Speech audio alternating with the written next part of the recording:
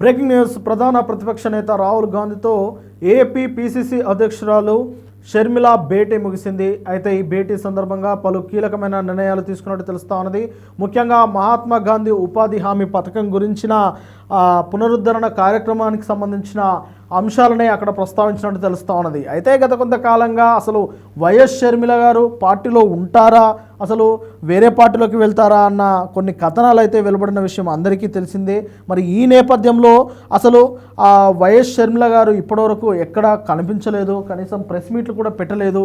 కానీ ఫిబ్రవరి 2 తారీఖున ఏపీకి రాహుల్ గాంధీ, సోనియా గాంధీ తదితర కాంగ్రెస్ నాయకులు వస్తారన్న ప్రచారం జరుగుతున్నప్పటికీ ఆమె ఎక్కడ కూడా ఒక ప్రెస్ మీట్ కూడా నిర్వహించలేదు. దానిపైన పలువురికి అనుమానాలు కూడా రేకెత్తాయి. అంటే ఆమె అసలు పార్టీలో కొనసాగుతారా, లేదంటే వేరే పార్టీ ఏదైనా వెళ్ళే అవకాశం ఉంటుందా? ముఖ్యంగా ఆమె అసలు వైఎస్ఆర్సీపీ పార్టీలోకి వెళ్తున్నట్లుగా పెద్ద ఎత్తున టాక్ నడిచింది. కానీ ఇప్పుడు అనూహ్యంగా షర్మిల గారు ఢిల్లీకి వెళ్ళడము, రాహుల్ గాంధీ గారితో భేటీ అవ్వడము, పలు అంశాలపైన మాట్లాడము అనేది ఇప్పుడు అందరిలో కొంత ఊరటను కలిగిస్తున్నప్పటికీ పార్టీ పరంగా షర్మిల గారు యాక్టివ్గా ఉన్నారా లేరా అన్న అనుమానాలు కూడా కలుగుతున్నట్టు తెలుస్తూ ఉన్నది. అయితే ముఖ్యంగా ఏఐసిసి అగ్రనేత రాహుల్ గాంధీతో ముగిసిన భేటీలో కారణంగా ఆమె కొన్ని అంశాల గురించి అయితే మాట్లాడినట్టు తెలుస్తూ ఉన్నది. ముఖ్యంగా అందులో అంశాలను చూసుకున్నట్టయితే మహాత్మా గాంధీ ఉపాధి హామీ పథకానికి ఈ ఫిబ్రవరి 2తో 20 ఏళ్ళు పూర్తిగా వస్తుంది. కాబట్టి ఫిబ్రవరి 2న ఏపీలో పెద్ద ఎత్తున కార్యక్రమం ఉండబోతుంది అనేది అర్థమవుతా ఉన్నది. అలాగే బీజేపీ ప్రభుత్వం ఉపాధి హామీ పథకాన్ని నిర్వీర్యం చేసింది, దానిపైన మాట్లాడాల్సిన ఆవశ్యకత ఉంది అని చెప్పేసి వారిద్దరి మధ్య ఆ భేటీలో ప్రధాన అంశంగా కనిపిస్తూ ఉన్నది. అలాగే ఉపాధి హామీ పథకాన్ని పునరుద్ధరణకు ఏపీలో భారీ ఎత్తున ఉద్యమం చేపట్టే అవకాశం కూడా ఉన్నట్టు తెలుస్తూ ఉన్నది. అలాగే ఉపాధి హామీ పథకాన్ని తొలుత ప్రారంభించింది ఏపీలోనే, ముఖ్యంగా ఏపీ నుంచే ఈ మన్రేగా మొదలైంది. కాబట్టి ఉపాధి హామీ పథకాన్ని ప్రారంభించిన బండ్లపల్లి నుంచే రాష్ట్రంలో ఉద్యమం చేపట్టాలి, ఆ ఉద్యమం దేశవ్యాప్తంగా విస్తృతపరచాలి అనేది నిర్ణయం తీసుకున్నట్టు తెలుస్తూ ఉన్నది.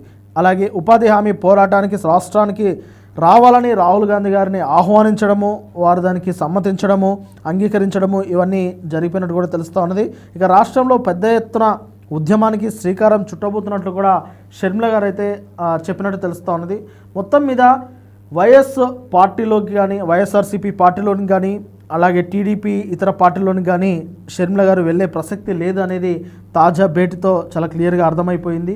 అయితే గత కొంతకాలంగా ఆమె మీద వచ్చిన స్పెక్యులేషన్స్, ఆ ఊహాగానాల నేపథ్యంలో నిజంగానే షర్మిల గారు కాంగ్రెస్ పార్టీలో కొనసాగుతారా లేదంటే పార్టీని వీడుతారా అన్న అనుమానాలు అయితే అందరిలో కలిగాయి.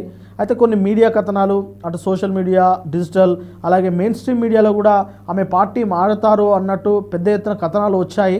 కానీ ఎక్కడ షర్మిల గారు స్పందించలేదు, వాటిని ఖండించలేదు.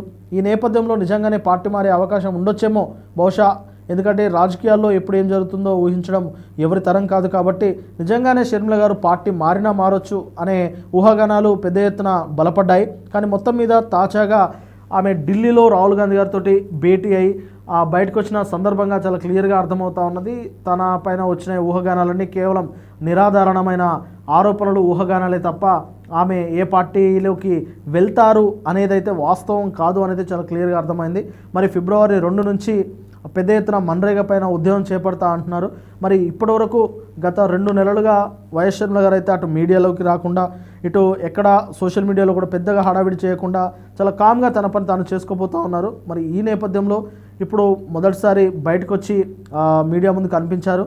మరి ఆంధ్రప్రదేశ్లో ఆమె నెక్స్ట్ స్టెప్ ఎలా ఉండబోతుంది, మరి సీనియర్ కాంగ్రెస్ నాయకులందరినీ కలుపుకొని ఈ కార్యక్రమాన్ని పెద్ద ఎత్తున విజయవంతం చేసి ఆ తర్వాత తన కార్యాచరణ ప్రకటించే అవకాశం ఉంటుందా? ఎందుకంటే రాష్ట్రంలో ఇప్పుడు కేవలం కూటమి వర్సెస్ జనసేనగా, కూటమి వర్సెస్ వైఎస్ఆర్సీపీగానే కొనసాగుతూ ఉన్నది. మరి మూడవ పార్టీగా, మూడవ ప్రత్యామ్నాయంగా అక్కడ కాంగ్రెస్ పార్టీ బలంగా ఎదగబోతుందా, బలంగా తన బలం ఏంటో చూపించబోతుందా లేదా అనేది రానున్న రోజుల్లో తెలిసే అవకాశం అయితే కనిపిస్తూ ఉన్నది.